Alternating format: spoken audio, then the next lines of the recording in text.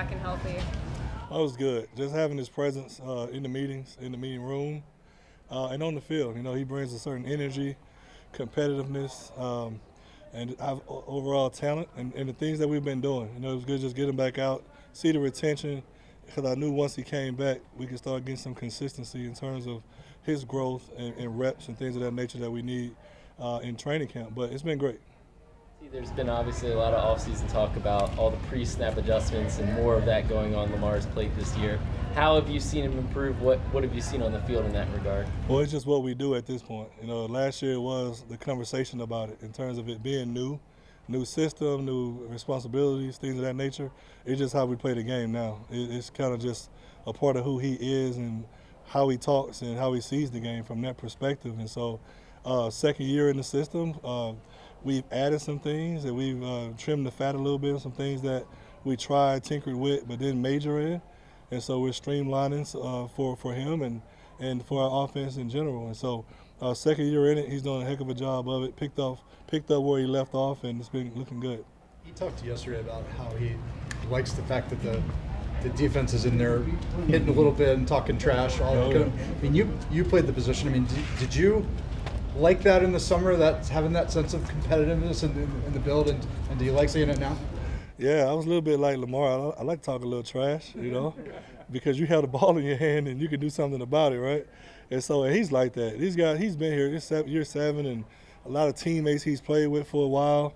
You know, sometimes you don't know if they're serious or not, but they're all teammates and they love each other at the end. So I like that, kind of get the juices flowing a little bit during practice. See, as good as Lamar is, I know he strives to be even better. Is there something with his game individually that you guys are focusing on in terms of an improvement? Yeah, we like to address everything. You know, it's not a rep that goes by that there aren't teachable moments and there aren't questions to be asked and answers to find and answer the questions. And that's how he sees the game, whether it's the run game, whether it's the passing game. We watch individual drills. We watch pretty much everything that we put on tape. We watch it and we learn from it. And that's just the humbleness in him and him understanding that he's trying to get somewhere as a talent. You know, he's trying to get somewhere as a teammate. He's trying to get somewhere as a quarterback. And so I respect that, and every day we go to work. I know that Todd and Zay have talked about, trying to get more explosive plays in the offense. From a quarterback perspective, like, what can you do with Lamar to kind of enhance that part of the game? Yeah, a lot of that is by game planning and play design, where you're trying to create and manufacture explosive plays. The other parts of it, in terms of Lamar extending plays or receivers making plays on the ball when it's man-to-man, getting open, him making accurate throws, all that stuff comes together in terms of the end result, in terms of making explosive plays. But you don't. It's like a hitter in baseball. You don't step into the plate and step into the box saying, I'm going to hit a home run every time. You just want to put the bat on the ball, and sometimes it is a home run. And so we get the ball in our hands, and we're going to play the system. We're going to play the play out, and if the end result is an explosive play, that's what we're going to achieve. And then there are times, 2-minute clock running, you're down by 7, blah, blah, blah, where you may be a little bit more aggressive in your approach. But that's kind of how we see it for all you baseball fans here. See, oftentimes when we've seen deep shots taken, it seems like when they miss, it's often too deep. Mm-hmm. That Lamar overthrows a little bit. Mm-hmm. As a coach, how do you coach him on that? Is that him trying to be a little too perfect and put it in a bucket, or what do you say to him in regards to that? I don't say anything. You got to let it rip. I mean, you can't get into the head of the thrower. You just can't. You just can't. You just keep getting reps with those people. And so many things are variables there. Did he get moved off his spot in the pocket? Was it a clean release? The position of the DB, so on and so forth. So you don't make any excuses. You just go at it again and just keep trying until you get perfection. And that's what we're all trying to reach is perfection here. And that's what we're doing. That's what training camp is about. That's what the whole season. You never peak, until your last rep of that season. So, but we're always chasing that. Specifically, with regard to Bateman on some of those long throws, because it appeared he was overthrown a number of times. Mm-hmm. Whereas if I compared that to, say, OBJ, it seemed like Lamar almost had a respect for OBJ, an expectation that OBJ would go up and get the ball in a contested situation. Mm-hmm. Do you feel like that's anything you can have a discussion about, or that Lamar needs to improve in terms of trust? Well, we looked at all of them. We looked at how were we missing? And to your point, in terms of missing long, what was it? There's a lot of different things that caused that.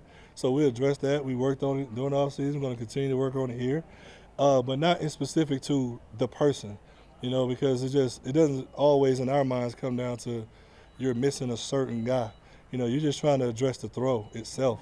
Everybody's different. Every receiver gets a certain amount of separation different. They all have different skill sets in terms of making plays on the ball, jumping ability, hand strength, so on and so forth.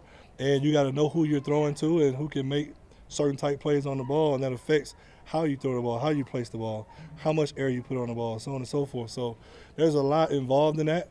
But no, we don't just say, hey, when you throw to this guy, it's different than that guy.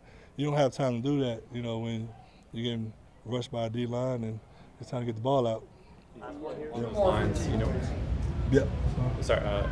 along those lines with the deep shots, I don't know, just to think of a quarterback like Russell Wilson, when you think of a Russell Wilson deep shot, it's kind of a moon ball. I guess how much does trajectory matter when you're talking about like those 30, 40, 50 yards passes in the air? And I guess what is the kind of conversation with Lamar about maybe how you tinker your actual motion trajectory to be accurate but also not compromise who you are as a passer just naturally? It's all based on separation and safety location. You have a safety that's very close to making a play on the pass, you don't have much air on it. If it's a clean release, safety's on the other hash, or he's not on that side of the field, you may have more time to put more air on the ball. But at the end of the day, it's just about ball placement, timing, separation from the receiver. It's a lot combined in that.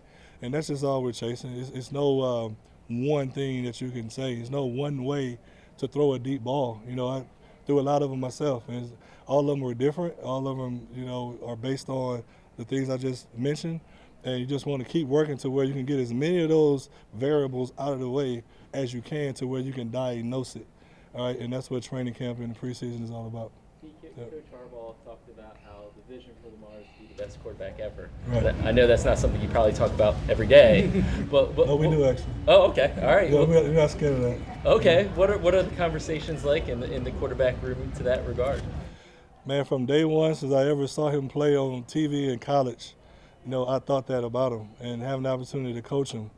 I'm a father of four, and it's like when you see something in young people, you tell them. And when you see greatness, you tell them. You own it. You want them to believe in themselves. You believe in them. You want them to know that you believe in them, and that's what we're working for. And so, no, we don't shy away from that statement. We don't shy away from those type of expectations, because if you're not trying to be the best, then what are you trying to be?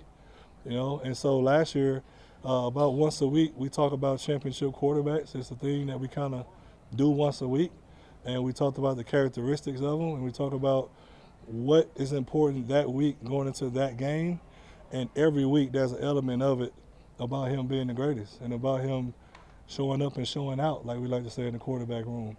And so, but no, I see that in him. I believe that truly as his coach, and before I was his coach, as a fan of his. And after I'm not his coach again, back a fan again. So that's how I think about Lamar. Yep. You got it. Thank you.